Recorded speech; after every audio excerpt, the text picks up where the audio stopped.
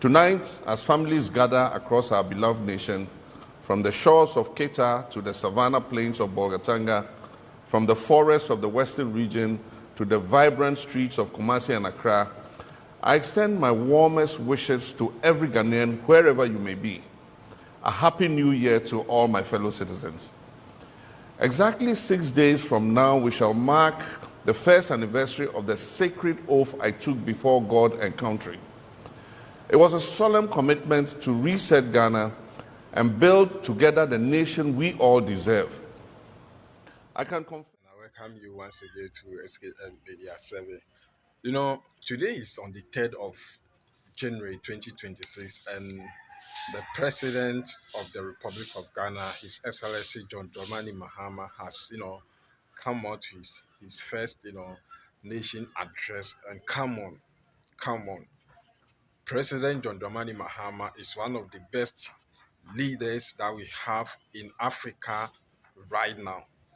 You know, he came out, talk about, give us the assurance of 2026, things that his government has, put in place to, implement to help the country.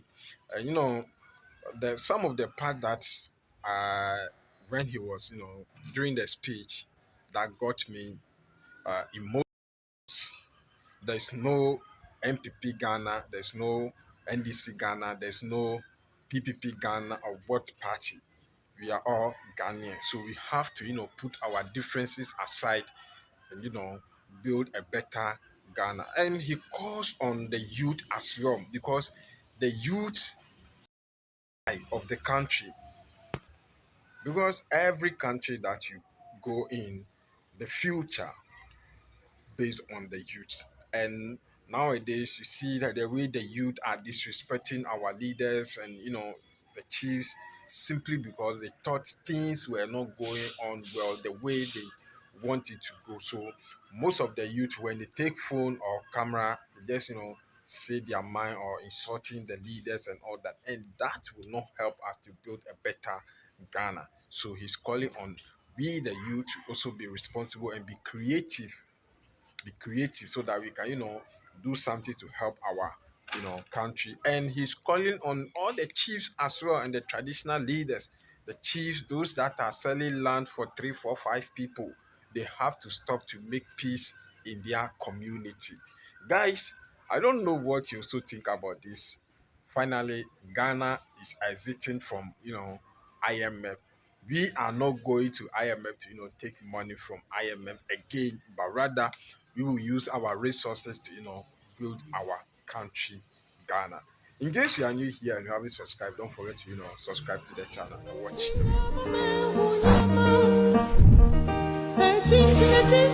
Good evening, fellow citizens. As we stand at the threshold of a new year, I come before you with a heart full of gratitude and renewed determination. Tonight, as families gather across our beloved nation, from the shores of Keita to the savannah plains of Bolgatanga, from the forests of the western region to the vibrant streets of Kumasi and Accra, I extend my warmest wishes to every Ghanaian, wherever you may be. A happy new year to all my fellow citizens. Exactly 6 days from now, we shall mark the first anniversary of the sacred oath I took before God and country. It was a solemn commitment to reset Ghana and build together the nation we all deserve. I can confirm that the promise of renewal we made was not mere rhetoric. It was a covenant, and we have begun to deliver on that covenant. 1 year ago, we inherited a nation in distress, an economy on its knees, unemployment crushing our youth, infrastructure crumbling, public trust eroded, and hope dimming in the eyes of our people. We're told that the recovery would take a generation, but I knew something our critics did not know. I knew the resilient spirit of the Ghanaian people. At the dawn of the new year, I stand before you to say our beloved nation Ghana is rising again. We've accomplished a lot together in the past 12 months through prudent management and difficult but necessary reforms. We've reduced inflation from the distressing levels above 23% by the end of 2024 and are hopeful to end 2025 with inflation at single digits of just above 5%. We have achieved relative currency stability and on track to be ranked among the best performing currencies in the world for 2025. We're accelerating economic growth and creating more opportunities for our young people.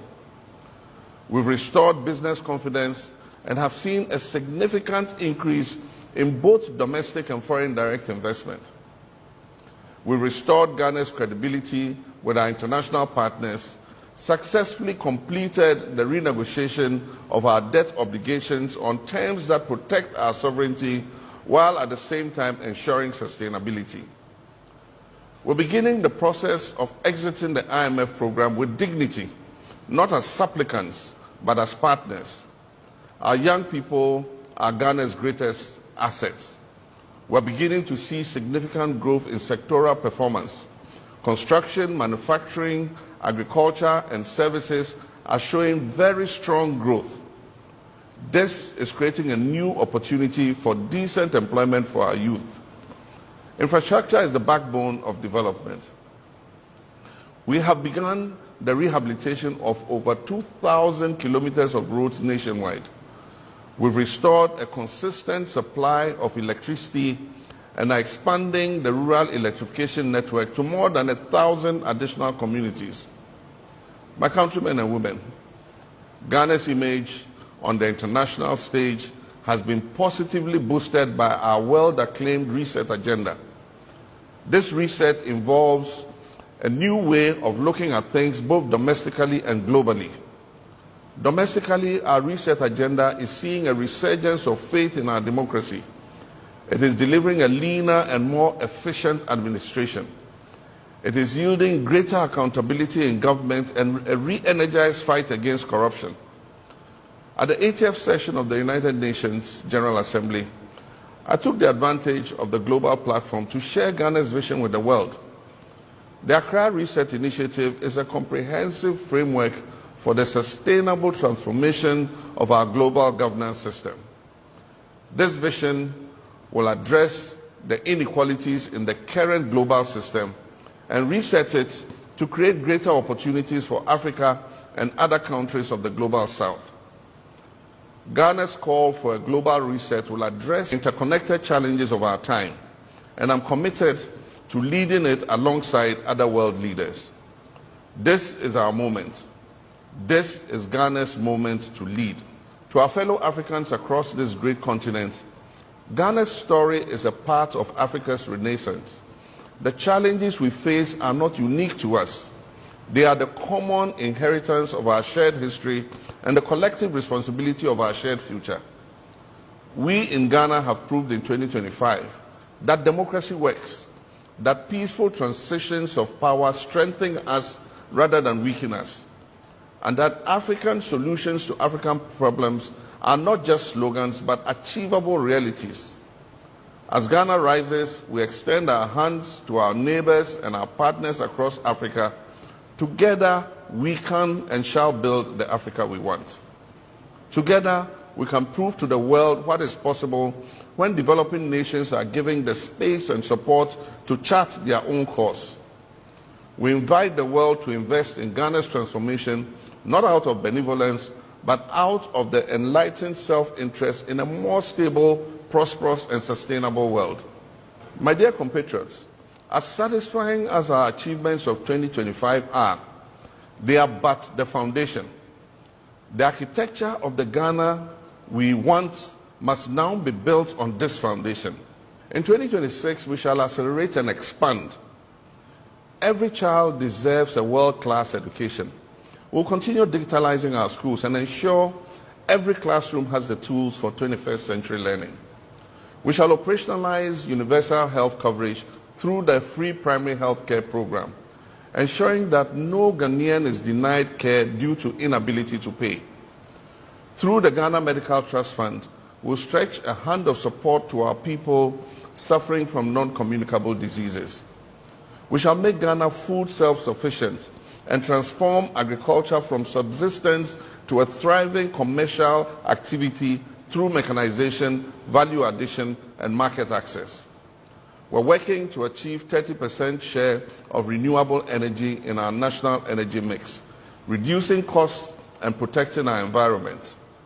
We shall deliver social housing through public-private partnerships, and we shall intensify the fight against corruption with no sacred cows. Every CD belongs to the people of Ghana and must be accounted for. We'll implement the recommendations of the Constitutional Review Committee to make our 1992 Constitution an even greater guide for the consolidation of our democracy. Ladies and gentlemen, governments do not build nations alone. They do that with the cooperation of the citizenry. As we enter 2026, I call upon each one of you. First, our young people. You are not the leaders of tomorrow. You are the leaders of today. Take ownership of this reset agenda. Innovate, create, and build. Ghana needs your energy and your ideas and your commitment. To our entrepreneurs and business leaders, invest in Ghana, build your businesses that create jobs and wealth for yourselves and for the Ghanaian economy. I pledge to maintain a conducive environment for your businesses to thrive. Your commitment must be to seize the opportunities that we create. To our civil society and media partners and watchdog institutions, continue to hold us accountable. A vibrant democracy needs your critical voice. We might not always agree, but we shall always respect the role you play in strengthening our nation. To our traditional leaders and faith-based communities, you are the custodians of our values and the anchors of our community. Help us build social cohesion and national unity, and help us nurture the moral fabric that holds our society together. To the public servants, yours is a noble calling. Serve with integrity and efficiency and dedication. The people's trust in government depends on your daily conduct. And to our diaspora community, you are Ghana's global ambassadors. Continue to make us proud wherever you are. When you can bring your skills back home, your resources and network, please do so. Ghana needs you. We are one people with a shared destiny. Whether you voted for me or not, whether you supported the NDC or not, we are all Ghanaians. And this reset is for all of us. There's no NPP Ghana, there's no CPP Ghana or NDC Ghana. There's only one Ghana. That Ghana our forebears fought for and shed their blood to give us our freedom. Let us reject the politics of division and embrace the patriotism of nation building. Let us disagree without being disagreeable. Let us compete in the marketplace of ideas without treating our opponents as our enemies. The challenges that we face are too urgent, and the opportunities before us are too precious for us to waste our time and energy in needless conflict. I see a Ghana where every child, regardless of their background, can dream and achieve those dreams. I see a Ghana where hard work is rewarded. A Ghana where merit triumphs over mediocrity. A Ghana where integrity is celebrated and where corruption is punished.